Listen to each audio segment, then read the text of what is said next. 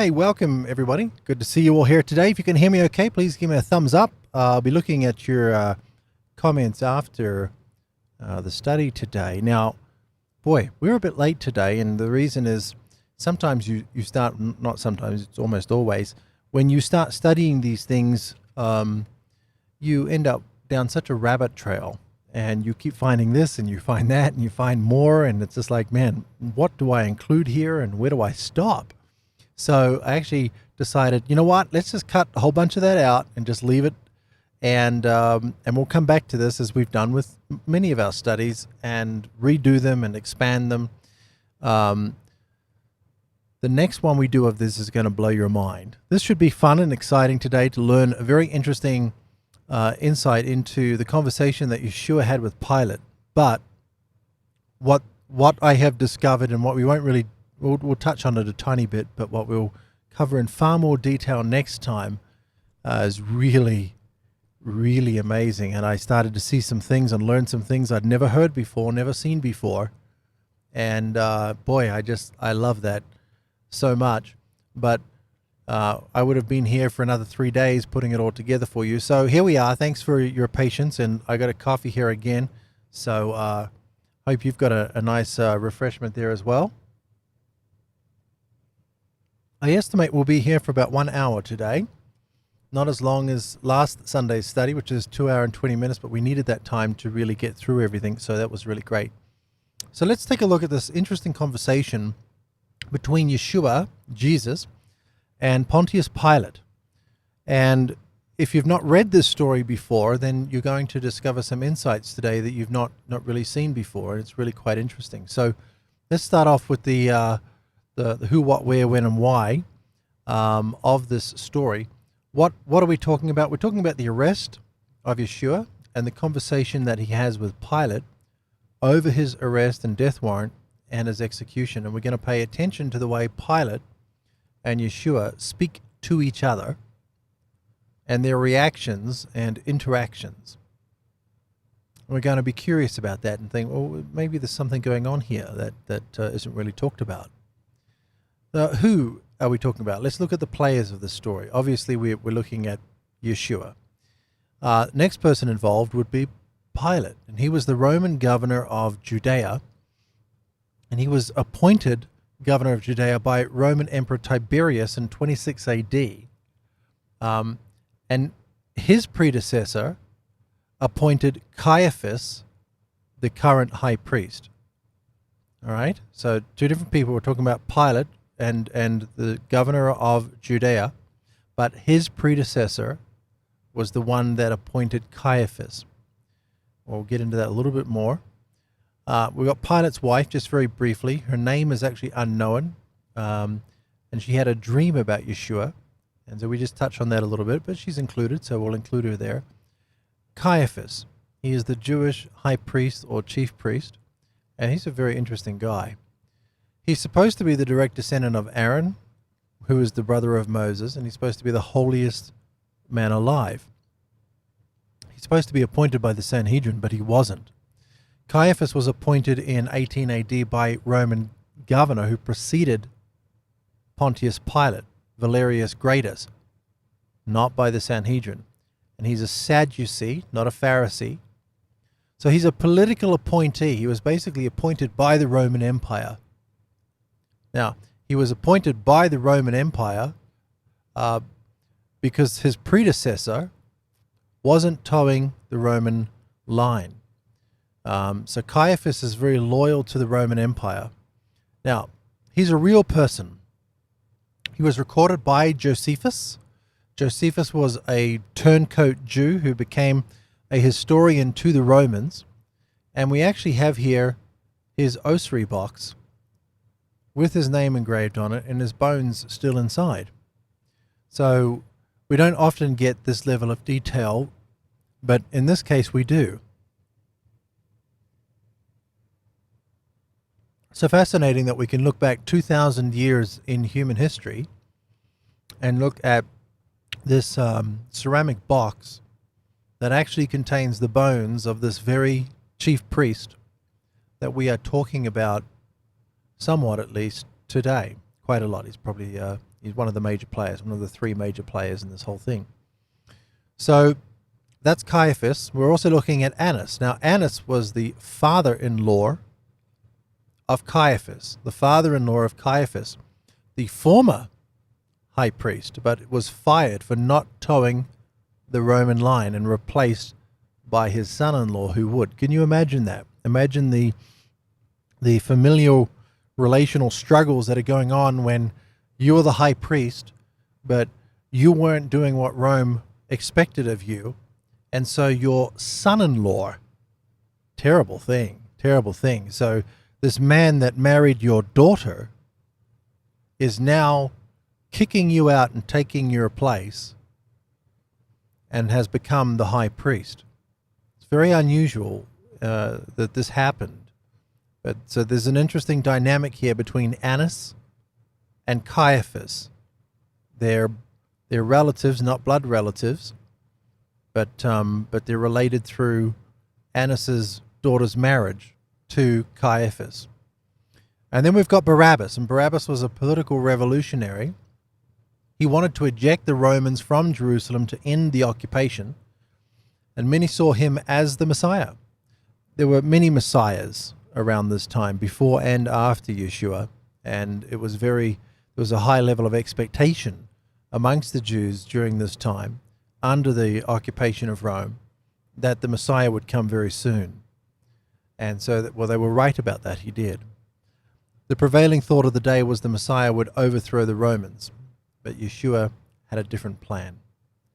So where does this take place? Obviously, it takes place in Jerusalem, and it's been under Roman occupation since 63 BC, and now it's 30 AD. And why are we looking at this story? Well, we want to ask the question here, why is Pilate so desperate to save Yeshua's life? Now, some people have never noticed this in the text before. What do you mean, trying to save Yeshua's life? What are you talking about? Where's that in the Bible? Well, it's right in your Bible, in every gospel, or in 3 of the gospels anyway.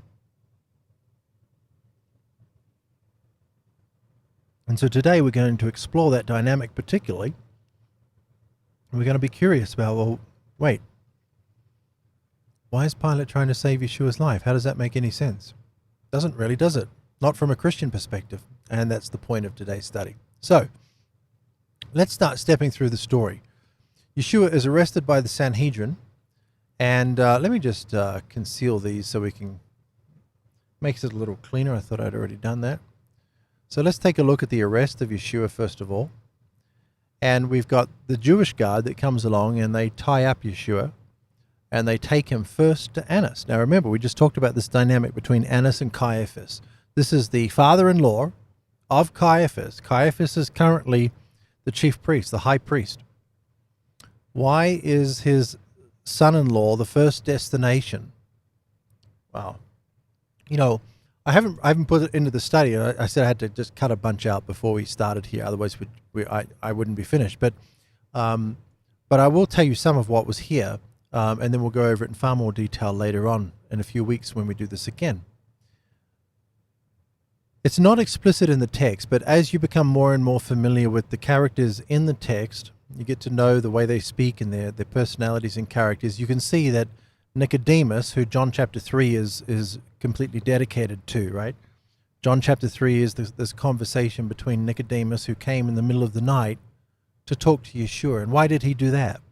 Why did he come in the middle of the night, and why did he talk to Yeshua? There's 2 questions there. Well, he came in the middle of the night because he didn't want anyone to know, especially Caiaphas.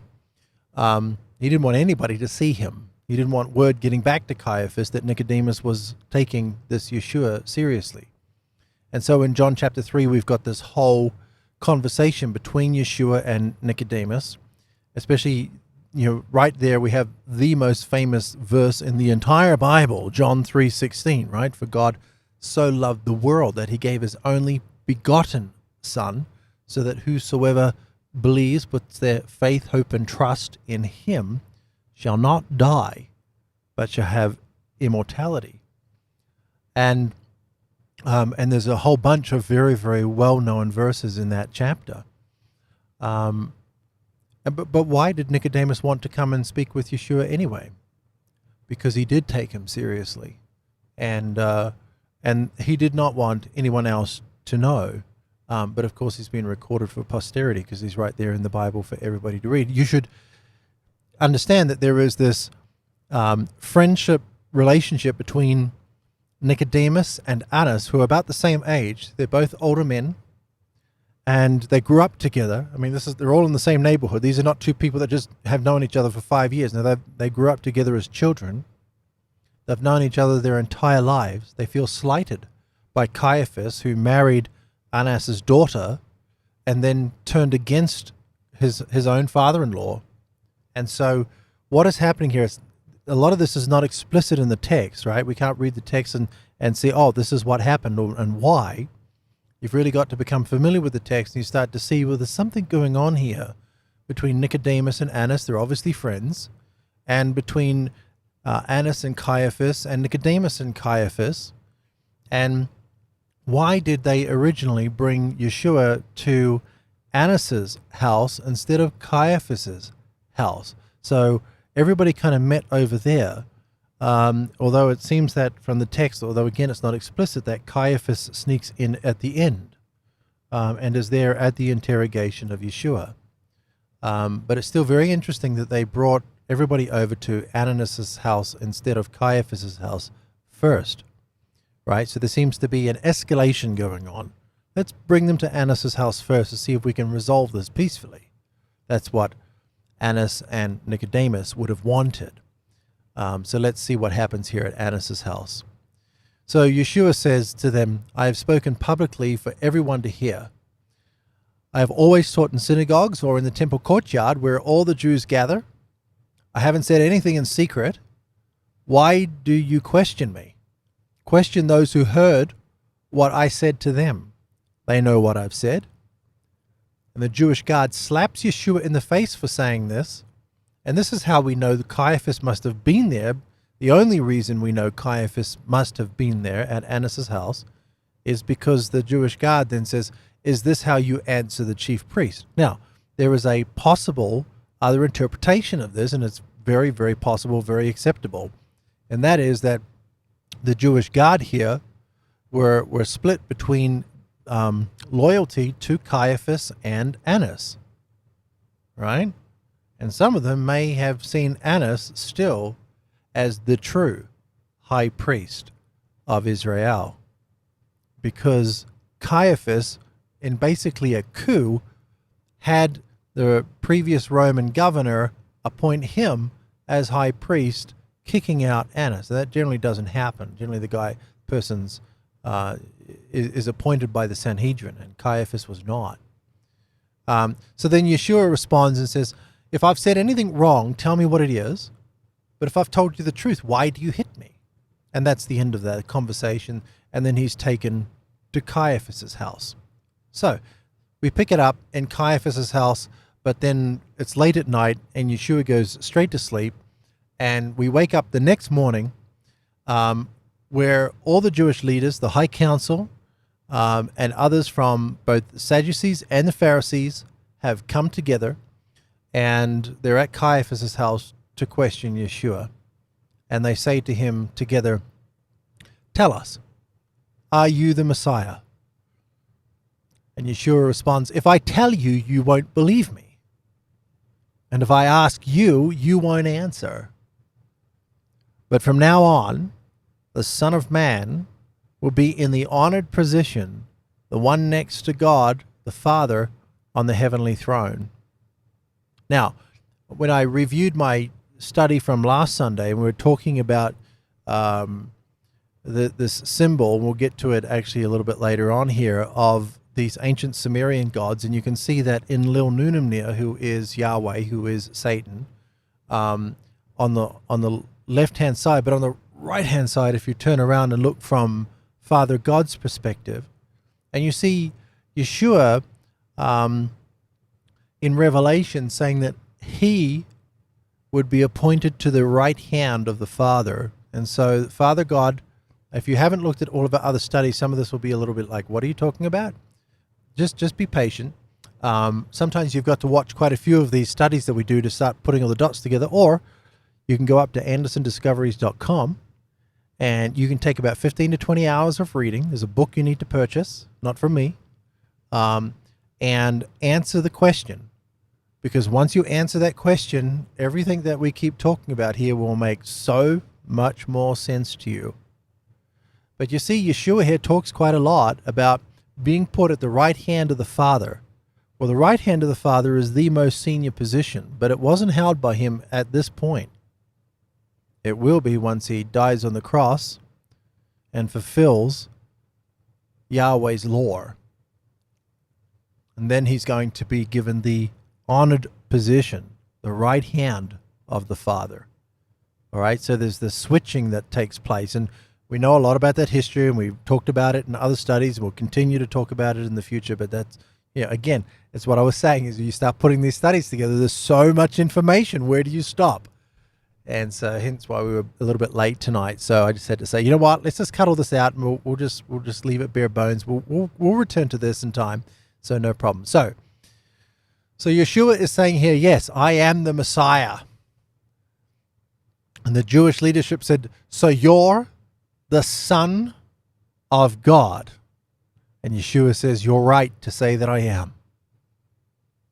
And the Jewish leadership says, why do we need any more testimony? We've heard him say it ourselves. Now, the interesting thing is, it's very clear that Nicodemus agreed with this. And us, we can't tell from the text. We could read into it a little bit, say it's very likely, especially since Nicodemus and Annas were such very close friends. But did Annas believe that Yeshua was the Son of God? I would say probably, but we can't find that explicitly in the text.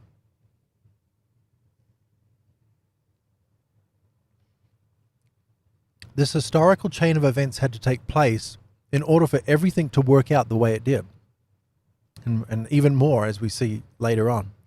So the Jewish guard then takes Yeshua to Pilate's palace. Right? So let's move on to here. Let's hide this one as well. So we've got this first encounter with Pilate. And the Jewish leaders say to Pilate, we found that he stirs up trouble among our people. He keeps them from paying taxes to the emperor. Boy, we're going to do a whole study on this, actually.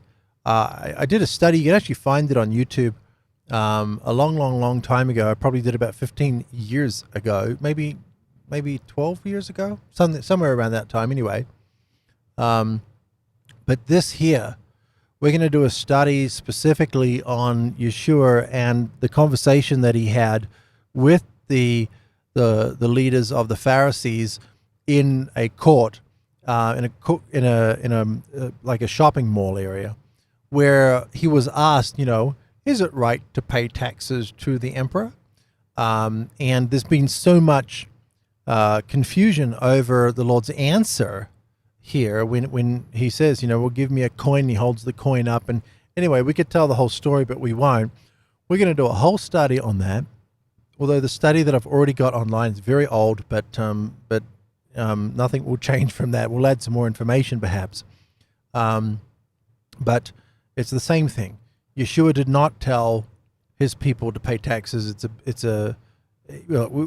Let's just keep going, because we'll do a study on this in a few weeks. Because I think a lot of people, especially my libertarian friends, they hear all kinds of story. What does the story really mean? And we'll get to the bottom of it. And it's a very good libertarian story, actually. All right, so then Pilate says to Yeshua, are you the king of the Jews? And Yeshua says, yes, I am. And Pilate then says, well, look, I can't find this man guilty of any crime. The Jewish leaders respond saying, he stirs up the people throughout Judea with his teachings. He started in Galilee and he has come here. Oh. And this gets Pilate's attention. He asks if Yeshua was from Galilee. And upon discovering he was, it doesn't seem that he asked Yeshua, but he must have asked them. Pilate then decides, well, I'm going to send Yeshua to King Herod then, because that's his territory, not mine. All right? So Yeshua is then sent to Herod. And Herod had heard about Yeshua and had wanted to question him. Herod tries to question Yeshua, But Yeshua remains completely silent. That's a major contrast to what's about to happen.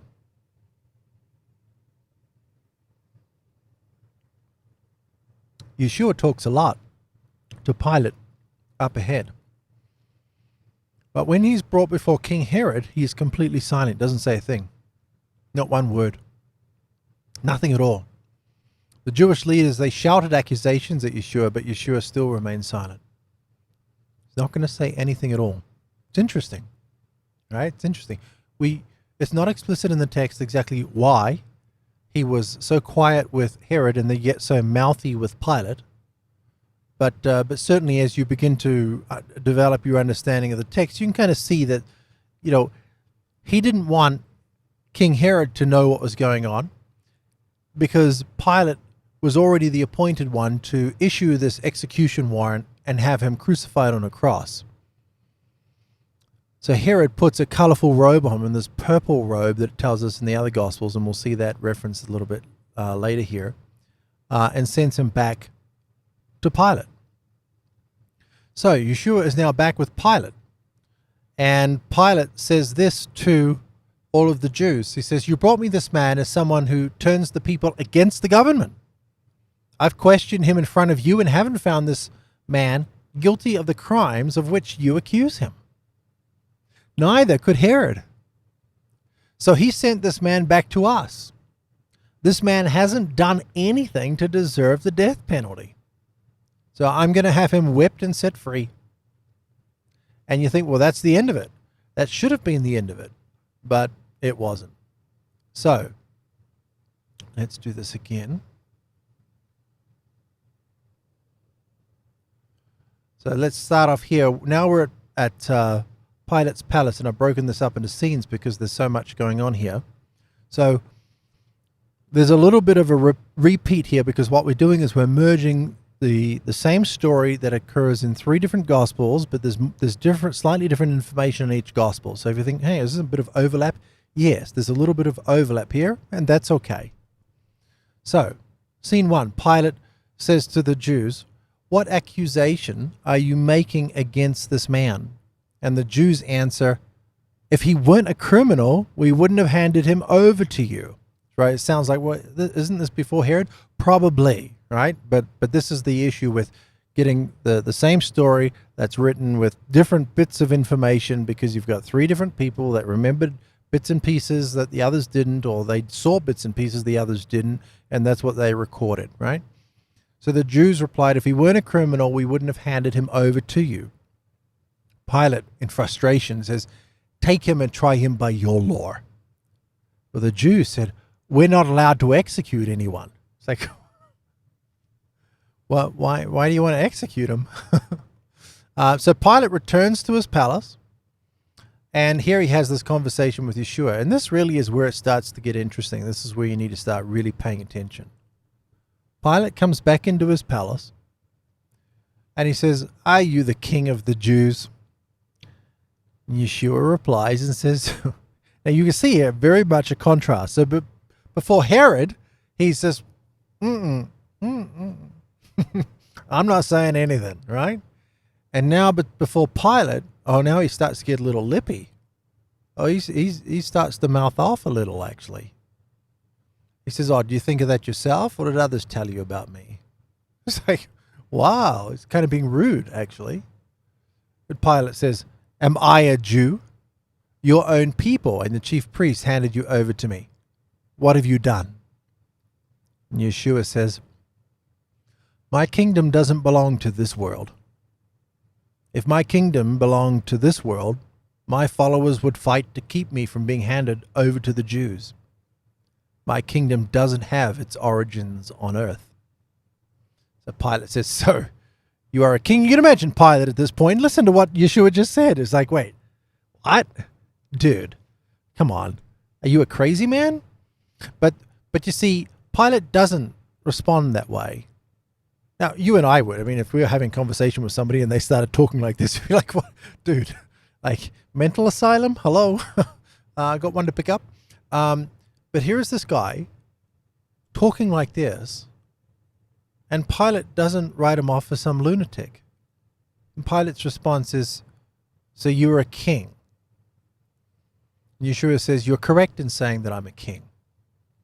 I have been born and have come into the world for this reason, to testify to the truth. Everyone who belongs to the truth listens to me. And then Pilate, with a very famous passage, says, what is truth? And then he returns to the Jews outside in the palace courtyard. Scene 3. This is where you got to keep paying attention, where it starts to get really interesting. Or no, it's after this bit. It's the next conversation. Pilate says, I don't find this man guilty of anything. You have a custom that I should free one person for you at Passover, and it was the Passover. Would you like me to free the king of the Jews for you? And the Jews are shouting, don't free this man, free Barabbas. Remember we talked about Barabbas at the beginning. He's this political revolutionary that many of these people thought was the Messiah. You see, the rebels wanted the rebellious one that was going to overthrow the Roman occupation of Jerusalem and restore the kingdom back to Israel. That's what Barabbas was promising to do. But that's not what happened. So Pilate then goes back inside again. Okay, so here is where it starts to get, where Pilate starts to catch on, like, wait a minute. Why are you talking like this? Scene 4, we're at Pilate's palace. Pilate says to the Jews, I'm bringing him out to you to let you know that I don't find this man guilty of anything. So you can see over and over again, multiple times here, he's just like, look, we've got nothing on this guy. Like, I don't know why you brought him here. Well, what's the big deal? So he brings Yeshua out. Yeshua comes out wearing a crown of thorns and the purple cape that Herod, the king's cape, get it? The king's cape. Herod had given him his cape, one of his capes. And the Jews are crying out, crucify him, crucify him. And Pilate says, you take him and crucify him. I don't find this man guilty of anything. And the Jews reply saying, we have a law, and by that law, he must die because he claimed to be the Son of God. And this is where Pilate starts to freak out. Think about what the Jews just said.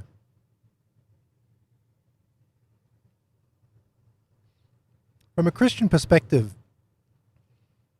from a Christian context, this story doesn't make a whole lot of sense. Most Christians have never noticed that Pilate is trying to save his life. I mean, it's obvious in the text when you read it, when it's pointed out to you. But this is the point that Pilate basically stops and goes, wait, what? What's going on? They said he must die because he claimed to be the Son of God. So Pilate, upon hearing this, becomes afraid and returns to the palace. And he goes into Yeshua and he says, where are you from? What's that got to do with this question, right? You see this? We have a law, and by that law he must die because he claimed to be the Son of God. Now, Pilate has already heard him talking over here like this. My kingdom doesn't belong to this world. If my kingdom belonged to this world, my followers would fight to keep me from being handed over to the Jews. My kingdom doesn't have its origin on earth. So you are a king. You're correct in saying that I'm a king, and I've been born and have come into the world for this reason, to testify to the truth. Everyone who belongs to the truth listens to me. And Pilate says, what is truth? So now we're back over here. And why is Pilate worried about what was just said to him, right? The Jew said, we have a law, and by that law he must die because he claimed to be the Son of God. Okay. And upon hearing this, Pilate becomes afraid. And he runs back into the palace and says, where are you from? What? Where are you from? What's that got to do with what was just said? How does that make any sense at all? He claimed to be the Son of God. It's like, okay, so we've got a lunatic on our hands. And then he comes back and says, where are you from? Where are you from? Oh, Oh, Pilate's starting to get it. Now, those of you that have watched a lot of these studies, you kind of might be putting the dots together already. Like, oh, Pilate's starting to work it out. Pilate's starting to work out who he is. Pilate's remembering what was just said. My kingdom's not of this world. I've been born into this world to tell the truth. Pilate's going, wait. Now, he said he's the Son of God. He said he's the Son of God? He said he's the Son of God? And he comes back into Yeshua and says, where are you from? Aren't you going to answer me? Don't you know that I have the authority to free you or to crucify you? So Yeshua all of a sudden is silent. Oh, he doesn't want to say anything now. Oh, now Pilate's working it out. Okay, where are you from? What do you mean, where are you from? How does that make any sense? It'll make sense soon if you don't already know. So Yeshua says, you wouldn't have any authority over me unless it had been given to you from above. That's why the man who handed me over to you is guilty of a greater sin. And Pilate, upon hearing this, wanted to set him free. What?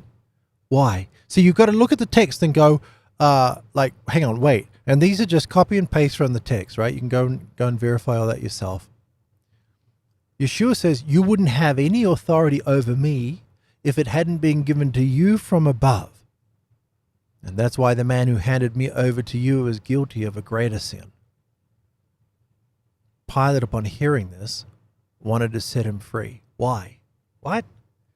What's going on? How does this make, in the Christian context, how can you make sense of anything that's going on here? What is triggering Pilate? What is going through Pilate's mind where he hears Yeshua talking like this and starts freaking out and going, wait a frickin' minute. Hello? Whoa. No, I don't want to have anything to do with this. What? He's just a crazy Jew. He's rattling off all this nonsense. He's a madman, right? That's how he sounds. Not to Pilate. Not to Pilate. Not to Pilate. Pilate is starting to understand who he is because of what he's saying.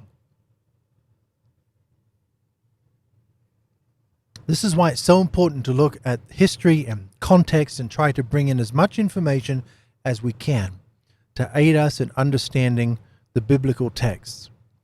Christianity has no explanation for why Pilate is freaking out like this. I do. We've gone through this before, and we're about to see. And it will seem a little out of this world, and it is, like Yeshua said. His kingdom is not of this world, right? So the Jews, so he goes back out to them basically, and they're shouting, if you free this man, you're not a friend of the emperor. Anyone who claims to be a king is defying the emperor. Oh, well, okay. So Caiaphas is this political appointee. He's not appointed by the Sanhedrin. He's not loyal to the Sanhedrin. He's loyal to Rome. He's loyal to the emperor. Great. And so here is a governor. He's not an emperor. He's an underling. And so, I mean, he manages, he's the governor, just like a governor of a state in the United States. So he's the governor of a large area, but he's not the emperor. He's not the king. Oh. This is a problem. Caiaphas is not going to let Pilate off the hook. Pilate has to execute Yeshua, or he's going to lose his job. And not just his job, but his neck. So, you cannot go against the emperor. If you free this man, you're not a friend of the emperor. Anyone who claims to be a king, Yeshua, claiming to be a king, is defying the emperor. It's an automatic death sentence. Right? Same as it would be for Pilate, for defying the emperor. So, when Pilate heard what they said, he took Yeshua outside and sat on the judge's seat in a place called Stone Pavement. In Hebrew, it's called Gabbatha. The time was about 6 o'clock in the morning on the Friday of the Passover festival. And he said to them, look, here's your king. And this is the final attempt to set Yeshua free. The Jews are shouting to kill him, crucify him. And Pilate still, like, should I crucify your king? Caiaphas yells out, the emperor is the only king we have. Oh. Political appointee versus Annas, who was appointed by the Sanhedrin. Right? Politics and religion. So Pilate saw that he was not getting anywhere. Instead, a riot was breaking out. So Pilate took some water and washed his hands in front of the crowd. And he said, I won't be guilty of killing this man. You do what you want. And the Jews yelled out, the responsibility for killing him will rest on us and our children. And then Pilate freed Barabbas for the people, but he had Yeshua whipped and handed over to be crucified. Now, it's just like, wait, what? What on earth is going on here with all of this story? You know, we've got Yeshua talking in such a strange way. Pilate doesn't think he's a madman. He says, my kingdom doesn't belong to this world. If my kingdom belonged to this world, my followers would fight to keep me from being handed over to the Jews. My kingdom doesn't have its origin on earth. So you're a king? You're right. I'm a king. I've been born and have come into the world for this reason, to testify to the truth. And everyone who belongs to the truth listens to me. Right? And then we get over here and we see that when he claimed to be the Son of God, all of a sudden, Pilate gets all uppity, like, wait, what? We have a law, and by that law he must die, because he claimed to be the Son of God. And upon hearing this, Pilate becomes afraid and returns to the palace and asks Yeshua this odd question. Where are you from? What? Like, what's the context for the question? Claims to be the Son of God. Okay. Where are you from? What's that got to do with claiming to be the Son of God?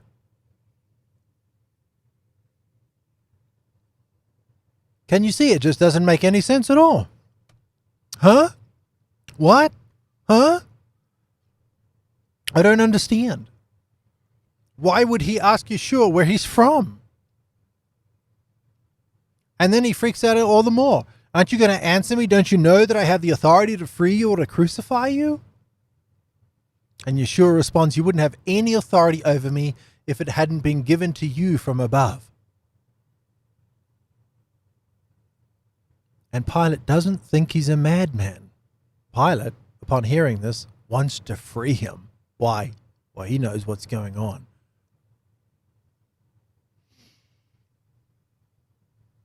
So, question. Why is Pilate so desperate to save Yeshua's life? Why is he freaking out? Why have you never been shown this story before?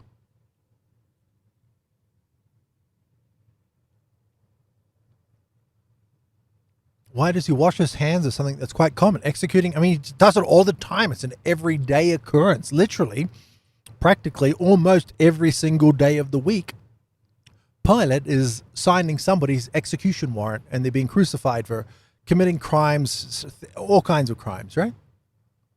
Just typical. The Romans were bastards. They were not pleasant people to be dealing with. What's the fascination with Yeshua? Why? How does this make any sense? What if a different context than the Christian one existed that would bring clarity to all of this? And would suddenly make sense of why Pilate is desperately trying to get off the hook and save this man's life, and he just wants nothing to do with it, and he washes his hands of it, says, nah, I got nothing to do with this. You do what you want. Very strange. Very strange. You won't find around, in this passage, you won't find any explanation for any of this. We've got to look elsewhere. We've got to enlarge our horizon, and we've got to try to find context from other ancient sources. We've got to try to understand the history of the Roman Empire. Who is Pilate? Well, he's a Roman. Right. And the Romans had their own pantheon of gods. We have Jupiter. We have Saturn. You have Neptune, etc. Right? And what we discover as we start to dig into this is that there is a missing context. Oop. 1 2 1 2 1 2. My mic is playing up again. That's not great. 1 2 1 2 1 2. Pilate understood the Roman pantheon of gods to be real. Mythology is history.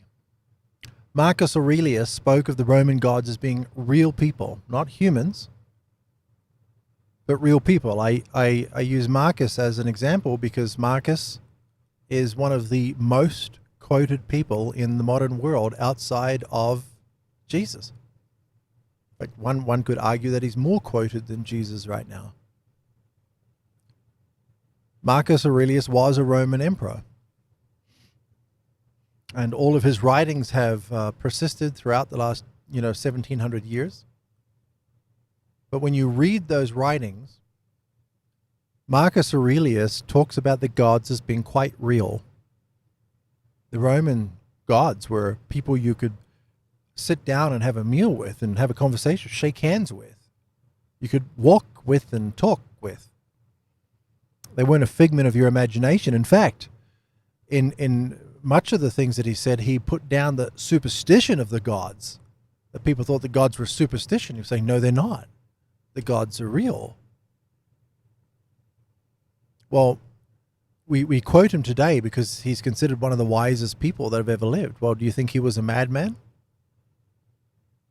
Marcus knew. Did he ever encounter the Roman gods? In the 3rd and 4th century, it's possible but unlikely. Most of the early church fathers said the Greek and Roman gods were the same people as the Nephilim in Genesis chapter 6. Right? It's not just me that's saying this. The majority of the early church fathers saw the Greek and Roman gods. They talked about them and said these are they are the fallen angels. They are the Nephilim that are mentioned in Genesis chapter 6. They knew that they were real. They weren't mythology. They weren't figments of people's imaginations. Today, Christians see the Greek and Roman gods as mythological beings. Just superstition. It's a fantasy of the Romans, really. People that built all this amazing architecture were just had this stories that they made up. Do we do that? So the Roman pantheon of gods were real, right? And even the text, Paul here in 1 Corinthians says, I say that the things which the Gentiles sacrifice, they sacrifice to demons and not to God. And I do not want you to become sharers in demons. You cannot drink the cup of the Lord and the cup of demons. You cannot partake of the Lord and the table of demons. Now, it's using this word demons, the way it's being translated here. These are the fallen angels, right? Demons are what? Fallen angels. Angels are what? Annunaki. All of them. All angels are Annunaki. Right? Now, if this is the first study of mine you've seen, then this will be throwing you in the deep end, and sorry about that. But you have to go back and you go to andersondiscoveries.com up here, and you go through the material. You purchase the book, and you go through the material, and you work out the answer to the question. Even though we're going to share it right now and everything, it doesn't matter. Work it out for yourself. Very important, because we're not dealing with fantasy here. We're dealing with the real history of planet Earth and humanity. So, Paul understood that the Gentiles, the Romans, and their sacrifices to their gods were the fallen angels, were the Nephilim. It's right in the Bible. But we don't think this today. We think, oh no, that's all nonsense. They didn't think that way, so might want to consider what they had to think about things, what Paul had to say about things. Right? So let's look at these pantheons of gods. Let's look at the Roman pantheon. So we're looking at 3 of these gods in particular: Saturn, Jupiter, and Neptune. Now, the story here is Jupiter tried to overthrow Saturn, right? And this is where the Christian story of Satan trying to overthrow the kingdom comes from. It's not in your Bible, right? Most Christians think it is, but it's not. It comes from Greek and Roman mythology. They both have the same story. In Greek mythology, Zeus overthrows Kronos for dominion of earth. In Roman mythology, Jupiter overthrows Saturn for a dominion of earth. Jupiter and Zeus are the same individual.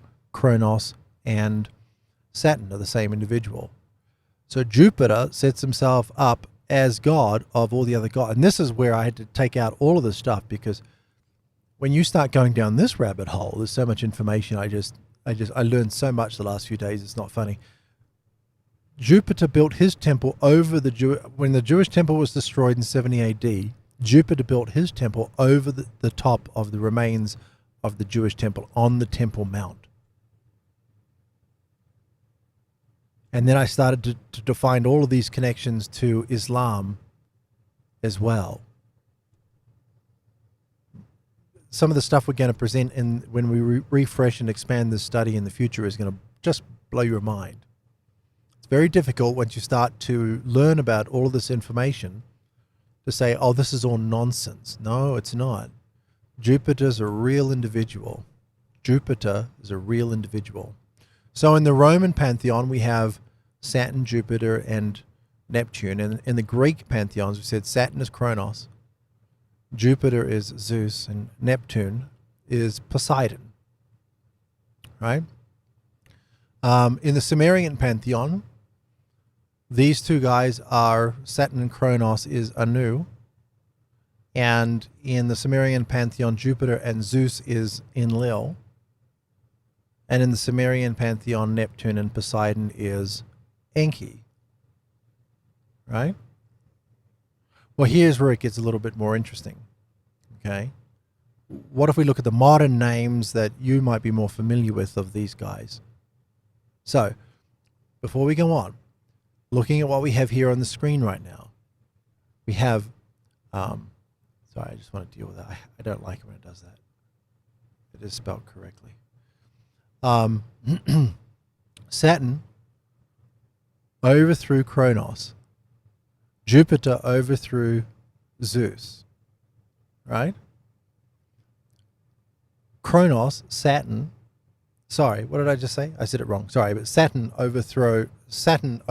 Jupiter overthrew Saturn, sorry, and Zeus overthrew Kronos. Saturn is the father of both Jupiter and Neptune. Kronos is both the father of Zeus and Poseidon. Anu is the father of Enlil and Enki. All right? I think this is a good way to reinforce some of the things that we've been showing, this little matrix of the gods here. Right? This is where the story comes from that Christians are familiar with today, but it doesn't come from the Bible. It doesn't exist in the Bible. The Christian mythology is that Satan was the second most powerful being in the kingdom, but he wanted everything for himself. So he tried to overthrow God, and that didn't work out. He was cast down to earth. Well, that story's correct, but you won't find that whole story in the Bible. You'll need to find tiny little snippets in the Bible, and the rest of it you're going to find in Greek and Roman mythology, which isn't mythology, it's history, right? So you've got, if we continue this to today, so Saturn and Kronos are the fathers of Jupiter, Neptune, Zeus, and Poseidon. Then he's known as Anu in the Sumerian pantheon. Anu in the Sumerian pantheon is the god, the ruler of all of the gods. And what is his name in the modern world? Well, that would be God the Father in the Christian perspective. Now, if this is the first you've heard of this, it'll be like, what? This is wacky. Yes, it does sound wacky, but you got to learn this stuff. This is history. Once you start to learn this stuff, you'll find there's nothing blasphemous here. It all starts to lock together. It all starts to make sense. We're starting to learn more and more about the reality of Jesus, Yeshua, and Yahweh, the Satan, and all this kind of stuff. And it all starts to make sense. And we're going to pop back over to the story that we just read. And all of a sudden, this conversation between Pilate and Yeshua is going to make sense. Right? So Jupiter is Zeus, is Enlil, is who? Is Yahweh and Satan. Now, if that's the first time you've heard that, that's like, wait, what? Yes, I know. You can watch last week's study, Two Gardens and a Snake, and we'll go through that in a great detail. Neptune is Poseidon, is Enki, is who? Is Yeshua, Jesus. I had to find and replace earlier. So, all right. So, you've got Pilate, who's living in this world.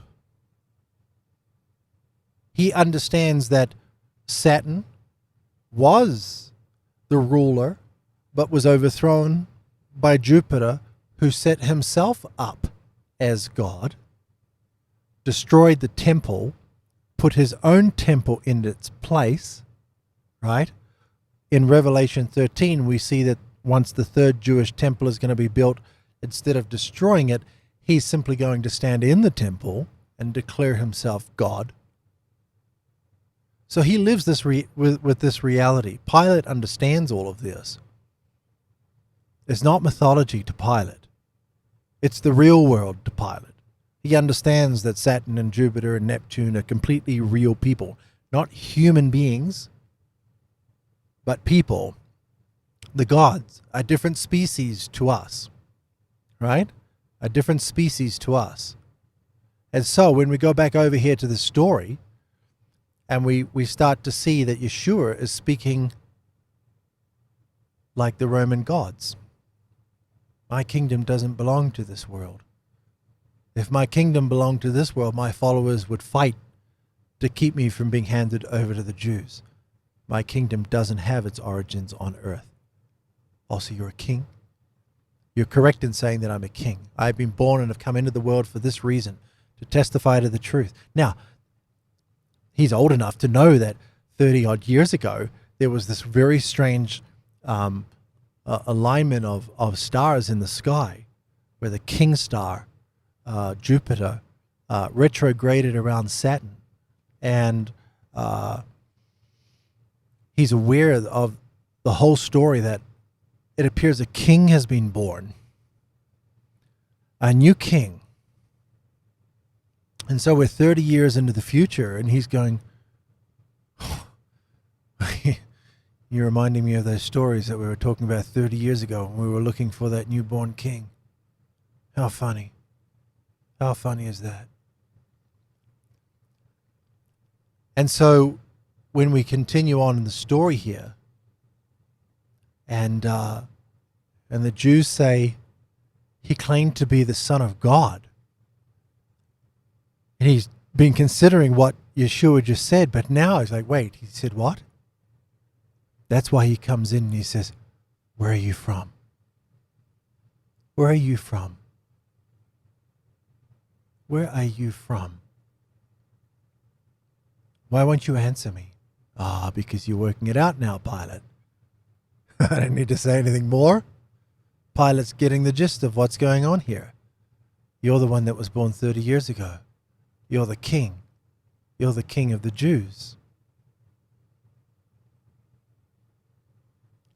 And so he tries desperately to free him because he doesn't want to have the blood of a god on his hands. See, as you begin to explore more and more of this material, it all starts to make sense.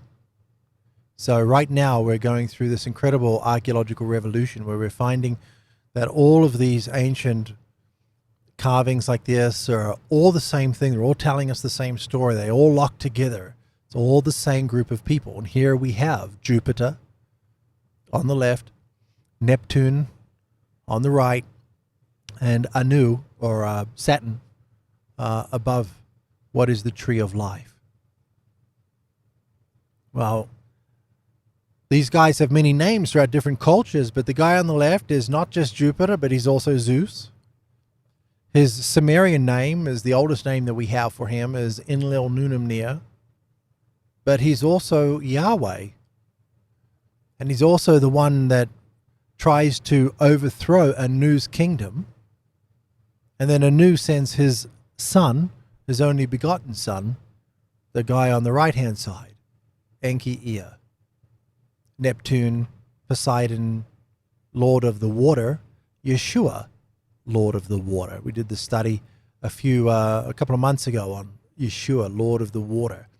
You see all throughout the biblical text the connections that Yeshua has to water, and you got to start to ask yourself why.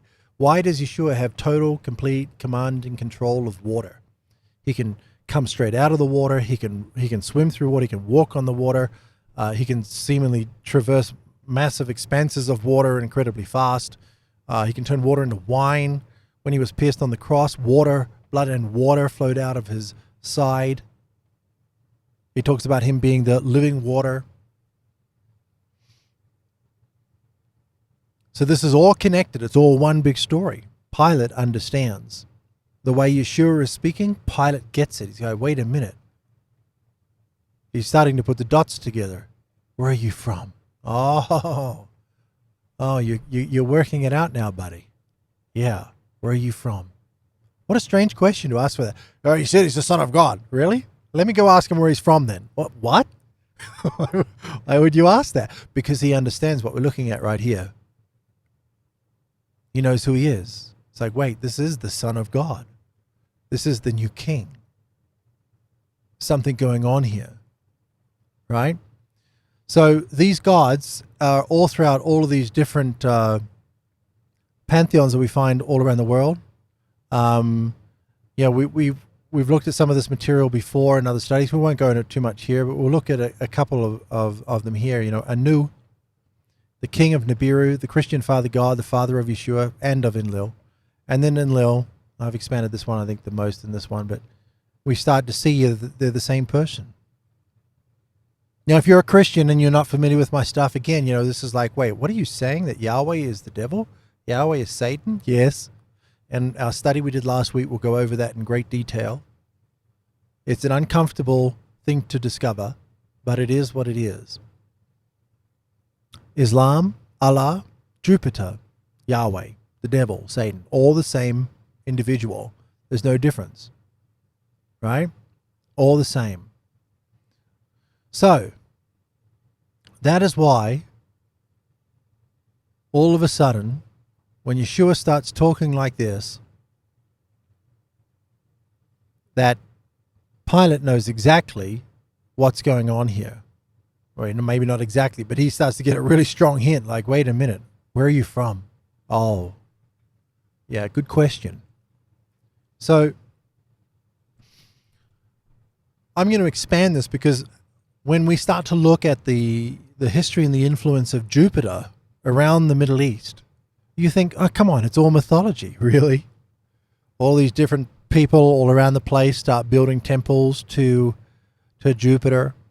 And we see the temple to Jupiter that's built on the Temple Mount is almost identical to the Islamic temple that was built. It's like, wait, why are they mirror images of each other? Why do they look exactly the same? Because they're both temples to Jupiter. Because it's all the same individual. So the more you learn about this, the less confusing it's going to get. And I really encourage you, there's no replacement. There's no substitute for going to andersondiscoveries.com and going through the material yourself. It will take you 15 or 20 hours. It'll be absolutely worth it. And here's the great thing about all of this. Yeshua just gets lifted up even more than Christianity. We suddenly realize that we can look back in history at actual images. Imagine that. We can look back at an actual image carved into solid granite and go, holy cow, we're actually looking at a photo of Jesus, of Yeshua. And when we start to get this perspective, then when you read these stories in the text, it just seems to be like, okay, well, Pilate's, I don't know why he's trying to set Jesus free all the time, but it is what it is. But now all of a sudden, all of these things start to make sense. And they're not just so mysterious. They're not just, I don't know. Well, I don't know. Who knows? Well, when you start to understand the ancient world, then you'll know. You'll see it there in the text, and everybody starts to see it very clearly. All right. So that's kind of our study for today. About an hour. It's a good time, huh? Hope you learned something. Please leave a comment below. If you're watching this on YouTube, please leave a comment below. Love to see those comments flowing in. Make sure you subscribe if you're on YouTube. We haven't been using the YouTube channel very much, and some people have messaged me and said, well, where's all the other videos? Well, we're doing them now. We're making them now. So make sure you subscribe, and hopefully you were already subscribed and you got notified of this one being uploaded this evening. Here's how you can stay connected. You can see on the screen here. Thank you to all of my supporters that are scrolling across the bottom of the screen, because these are the people that enable me to do this full time. And, you know, I spent my life in ministry, and then I kind of left the ministry because I realized there was something, you know, the more I studied the text, there's something wrong with the Christian narrative. And then I started learning more and more and more about the ancient past. And I started connecting these dots and realizing, well, wait a minute. This all lifts up Jesus. He's the central figure of all of this. And as Yeshua said himself, you know, when the Son of Man is lifted up, he will draw all men unto himself. And that's what I'm hopefully doing here, is lifting up Jesus, lifting up Yeshua, and watching people being drawn to him, not to me, but do make sure you subscribe, because we're going to do a whole lot more. Next week, next Sunday, 6 p.m. Eastern. You can always watch these live on my Facebook page if you want to. We do them live there. We record these as well, and then we upload them to BitChute and to YouTube. I don't have the YouTube link up there. Oh, that's funny. I don't know what it is, so I'll make sure I add that there. But if you want to watch these live, you can watch them 6 p.m. Eastern. We're a little bit late today, but not usually. 6 p.m. Eastern on my Facebook page. And you can see the link to my Facebook page there somewhere, surely. No? Oh, I don't have that there. Well, I'll fix that too. But it's facebook.com/IALiveFree. IALiveFree. Okay? But thank you to all of these wonderful people that are scrolling across the bottom of the screen here. These people that have been unbelievable financial supporters that enable me not to have to go out and get a job, but to be able to study full-time and then bring you these things. It is just the most unbelievable thing that I get to do this. I'm so privileged to do this. I love to do it, and I hope you love to learn from it as well. So have a wonderful evening. May the Lord bless you and keep you and cause his face to shine upon you and give you peace. Have a wonderful, wonderful night. Take care. Bye-bye.